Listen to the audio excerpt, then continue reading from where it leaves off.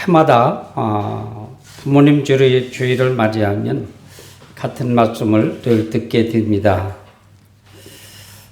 왜 그럴까라고 생각해 보니까 하나님이 부모를 마땅히 공경해야 되기 때문에 매년 자꾸 같은 말씀을 저에게 주시는 것 같습니다. 오늘은 어버이 주일입니다. 사도 바울은 자녀들아 주 안에서 너희 부모에게 순종하라. 이것이 옳으니라. 네 아버지와 어머니를 공경하라. 이것이 옳으니라.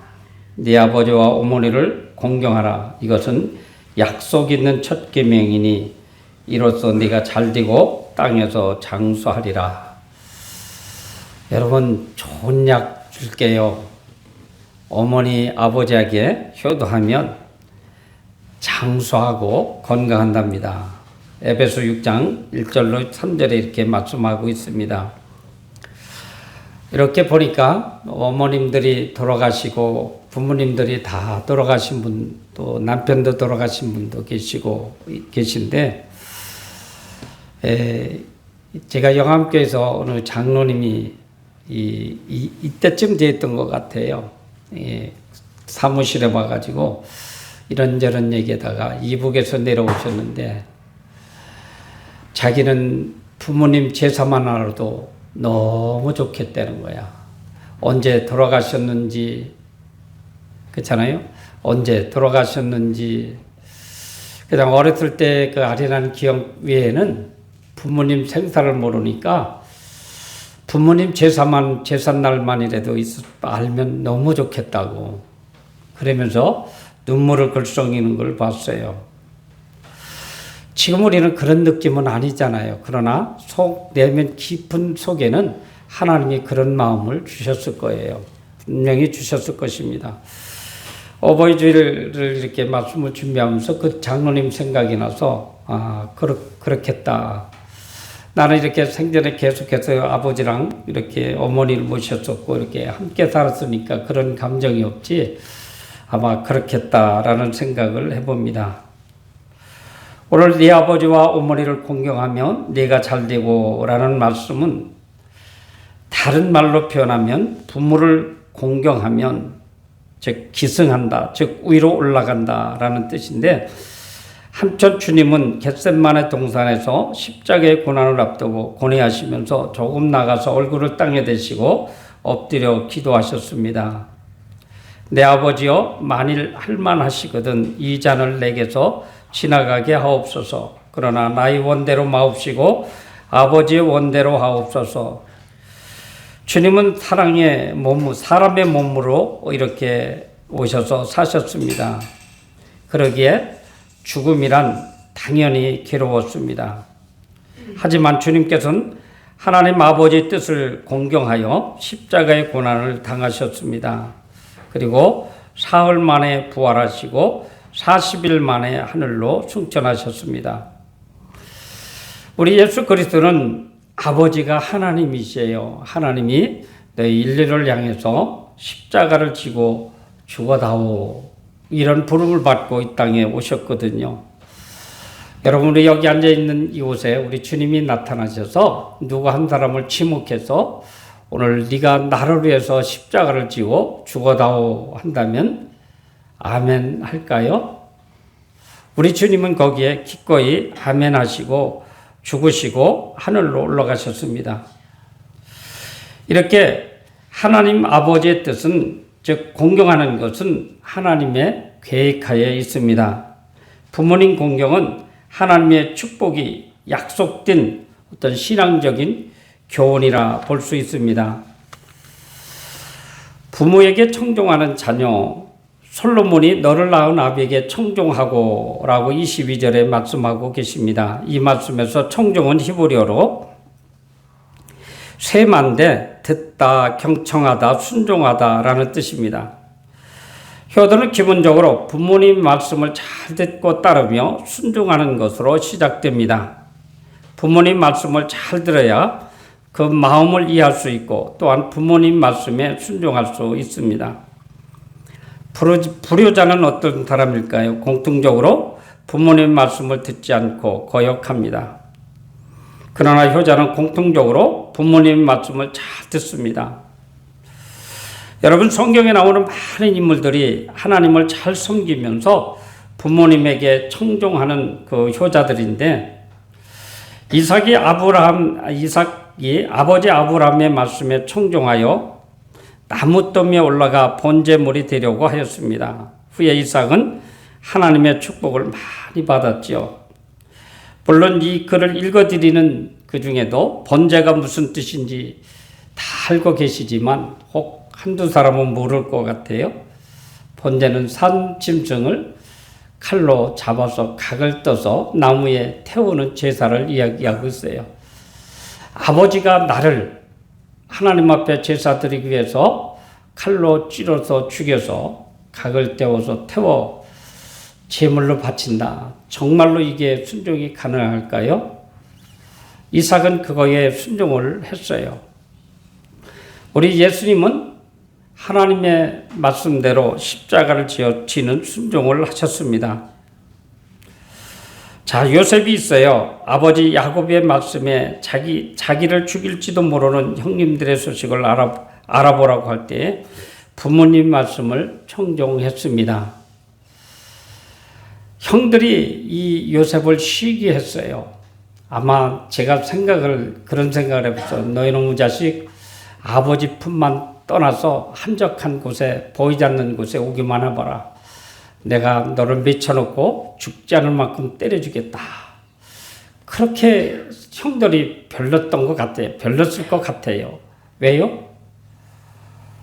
아니, 저기 요셉이, 꿈꾸는 요셉이 온다라고 하고 그를 죽이자고 한 걸로 봐서 평소에 너 아버지만 안 보이는 곳에 만나면 너는 내버려 안 둘 거야. 형들이 늘 이렇게 했을 것 같아요. 아, 요셉 이쁘지, 참 기특하지. 이렇게 한 것이 아니라 너는 내가 때려줄 거야, 아마. 그랬을 것 같아요. 그런 그들에게 양을 물고 형님들이 멀리 나가서 양을 치는 그곳에 아버지가, 야, 형들이 근황이 좀 그러니 너 한번 어디 가서 양을 치고 있는지 한번 갔다 올래? 라고 한 거예요. 자, 무섭기도 하지만, 즉 형님들이 무섭기도 하지만 때로는 매도 맞을 수도 있겠고 가면 욕도 먹을 수도 있겠지만 아버지 말에 그는 청종을 했어요. 아버지 말을 들었다는 것이죠. 그래서 그는 하나님 말씀대로 이렇게 동행하다가 결국은 애굽의 총리까지 되었습니다. 근본적으로 들어가 보면 아버지 말에 순종한 거예요. 청종한 것입니다. 다윗도 아버지 이새의 말에 무조건 청종하여 빈들에서 양치기로 위로운 삶을 살았지만 하나님의 은총으로 골리앗을 이기고 이스라엘의 2대 왕이 되었습니다. 여러분, 성경에 롯도 시어머니 나오미 말에 청종하여 효도하다가 보아스와 재혼하여 예수님의 족보에 올랐습니다.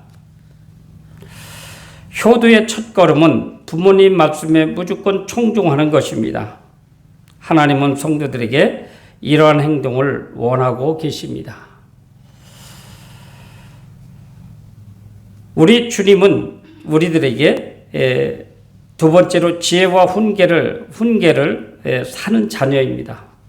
오늘 23절에 보면 솔로몬은 진리는 사대 팔지는 말며 지혜와 명철도 그리할지니라 라고 말씀하고 있습니다. 이 말씀에서 눈길을 끄는 용어가 사대 팔지는 말며입니다. 일반적으로 사고 파는 것은 사업 혹은 상업하는 말인데 성경 말씀으로 기록된 것을 쉽게 이해하기는 어렵습니다. 본문에 기록된 사단은 히브리어로 관아인데 세우다, 기초를 두다, 창조하다라는 뜻입니다. 그러니까 하나님의 말씀인 진리는 기초를 세우는 창조적인 최고의 가치가 있는 것으로 생각하여 그것을 얻기 위한 어떤 고통과 희생도 지불하기를 아끼지 말라는 의미입니다. 또한 판단은 히브리어로 말칼인데 내어주다, 빼다, 풀다라는 뜻입니다. 그러니까 사단의 즉 사랑의 반대말로, 그러니까 하나님의 말씀인 진리를 얻은 후에 보호하고 물질적인 이익이나 육체적인 쾌락으로 바꾸지 말라는 의미가 있습니다. 여러분, 이 말씀 속에서 우리는 무엇을 우리가 느끼겠습니까? 하나님의 말씀을 잘 마음속에 기억하고 담아두라는 것입니다. 이것을 역이용하지 마시고 진리를 팔지 말며 우리 하나님의 말씀을 묵상하며 이렇게 나아가야 된다는 거죠. 우리 주님은 첫째는 그 지혜인데 지혜는 실질적인 지식입니다. 자녀는 부모에게 실제로 지혜가 있어야 효도합니다. 둘째는 훈계입니다. 훈계는 도덕적인 교양과 훈련을 가리킵니다.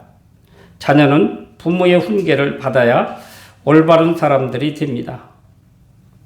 셋째는 명철은 분별력이 있어야 부모님을 잘 섬길 수 있고 효도할 수 있습니다. 그래서 지혜와 명철은 지속적으로 얻어야 됩니다. 그런데 하나님 앞에 나오지 않는 이들이 어찌 이런 말을 들을 수 있습니까? 하나님 앞에 나왔기 때문에 우리가 이런 말을 들을 수 있는 것입니다. 솔로몬이 의인의 아비는 크게 즐거워할 것이요 지혜로운 자식을 낳은 자는 그를 인하여 즐거울 것이니라 라고 말씀하고 있습니다. 이 말씀에서 의인의 아비가 크게 즐거워한다는 것은 아버지 역할에 대해서 말하는 것으로 자녀를 의롭게 한다는 것을 의미합니다. 자녀를 의롭게 하려면 부모님이 먼저 의를 행하는 것이 전제로 해야 된다는 것입니다. 여러분, 이 말을 다시 바꿔서 말하면 내가 효도를 받는 길은 우리 자녀들을 말씀으로 잘 양육하는 것도 중요하다는 것입니다. 나는 그냥 형편없이 살아가면서 자녀들에게 효도받을 것을 기대하거나 권유한다거나 하는 것은 있을 수가 없습니다. 또한 의란 하나님 말씀에 순종하는 것을 의미합니다. 따라서 부모가 하나님 말씀에 순종하는 의로운 삶을 살아가는 것이 자녀가 부모를 본받아 의롭게 살면서 잘되고 복을 받게 하는 길잡이라는 것을 알아야 됩니다. 그러면서 자녀들에게 네 부모를 즐겁게 하며 너를 낳은 어미를 기쁘게 하라. 25절에 그렇게 말씀합니다. 자녀가 의롭게 살면서 사람들에게 칭찬받고 하나님께 축복을 받으면 부모는 말할 수 없이 즐겁고 기뻐하십니다. 이는 부모님에게서 자식을 낳은 보람을 안겨드리는 기본입니다. 부모님 마음을 즐겁게 해드리는 것입니다. 세상에서 부모의 소망이 무엇이겠습니까? 자녀들이 바르게 되어서 보람을 느낀다면 이에도 더 무슨 즐거움이나 다른 소망이 없으실 것입니다. 자녀는 부모를 찾아뵙고 인사하며 바쁜 일상생활에서도 자주 전화로 안부를 물으면 너무 기뻐하십니다. 부모님을 기쁘시게 하는 자녀가 되는 것은 하나님이 원하시는 일입니다. 여러분, 우리 자녀들이 여러분들에게 얼마나 전화를 하고 사십니까? 저는 그냥 효도하려고 해서 한 것이 아니라 어떻게 하다 보니까 습관적으로 저는 그렇게 사는 것 같아요. 객지생활 25년 동안 거의 아버지하고 매일 통한 것 같아요. 거의 매일 통한 것 같아요. 나중에는 전화를 안 하면 제가 마음이 궁금해서 견딜 수가 없는 그런 지경까지도 가더라고요.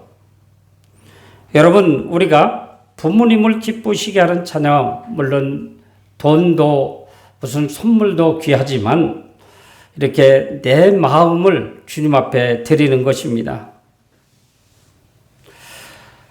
사람은 마음으로 생각하면 행동에 옮깁니다. 사람은 마음의 중심에서 생각하지 않는 말을 하면 거짓말이 되고 마음에서 나오지 않는 행동을 하면 위선자가 됩니다.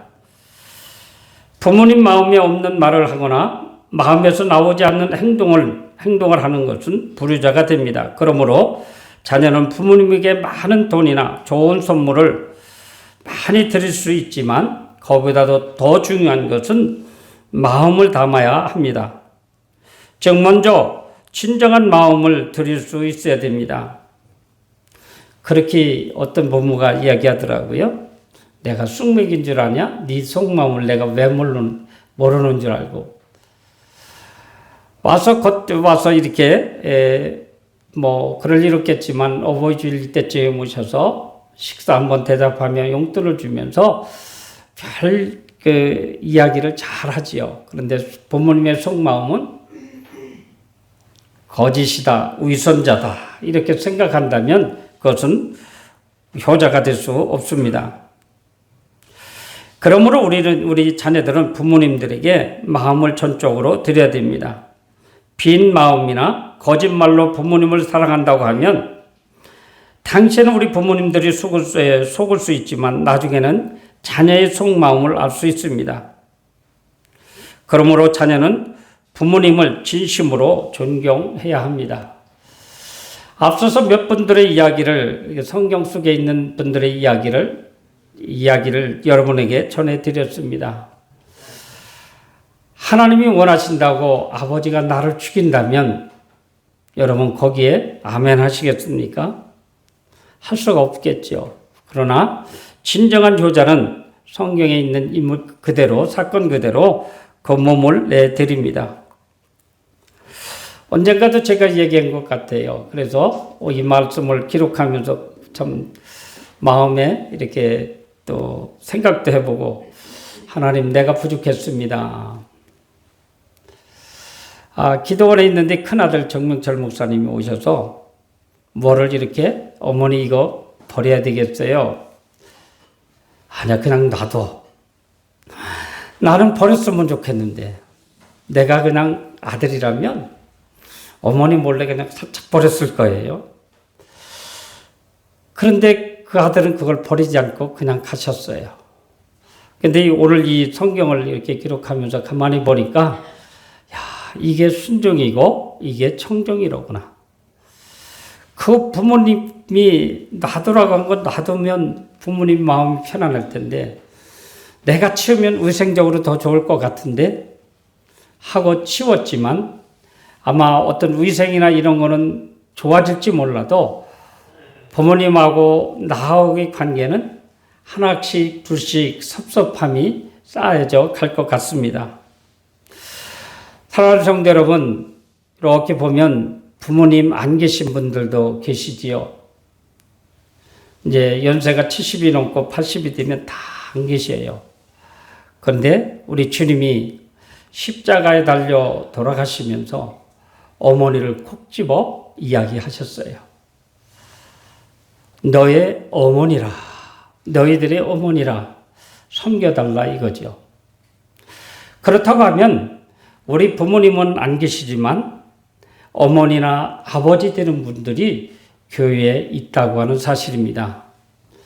그냥 어버이 줄 하나님 그냥 누군가가 꽃을 장만해서 꽃을 달아주고 또 장로님이 꽃바구니 줘서 꽃바구니 받는 것으로 끝나지 마시고 우리 어른들을 한번 찾아뵈는 것도 어버이 주일에 가장 중요한 가치 있는 일이 아닌가 싶습니다. 우리 주님이 너의 어머니라고 섬기며 살라라고 이야기합니다. 나는 어머니가 없으니까 까짓건 나는 그냥 대접만 받으면 되지. 아니에요. 우리들 어머니 있고 우리의 아버지가 있습니다. 그런 이들에게 따뜻한 격려의 말, 힘이 될 수 있는 말, 또 기도도 해주면 얼마나 좋을까. 사랑하는 성도 여러분, 우리가 부모님 주일을 맞이하면서 다는 그렇게 할 수 없겠지만 이렇게 어른들을 찾아가는 그리고 병들어 누워있는 분들을 생각하며 기도해 주시고 이렇게 했으면 참 좋겠다 하는 그런 생각을 해봅니다. 나는 없으니까 즉 거치장스럽게 없고 나 홀로인데 아니에요. 우리 주님은 우리 어머니, 우리 아버지를 소개해 주고 있습니다.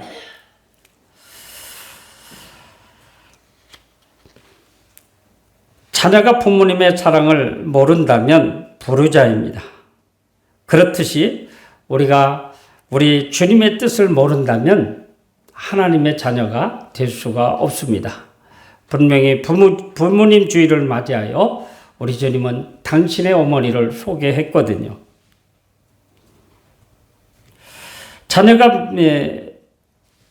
자녀가 마음으로 부모님을 믿어주면 자녀의 허물을 덮어주고 무엇이든지 아낌없이 주고 싶어 하십니다.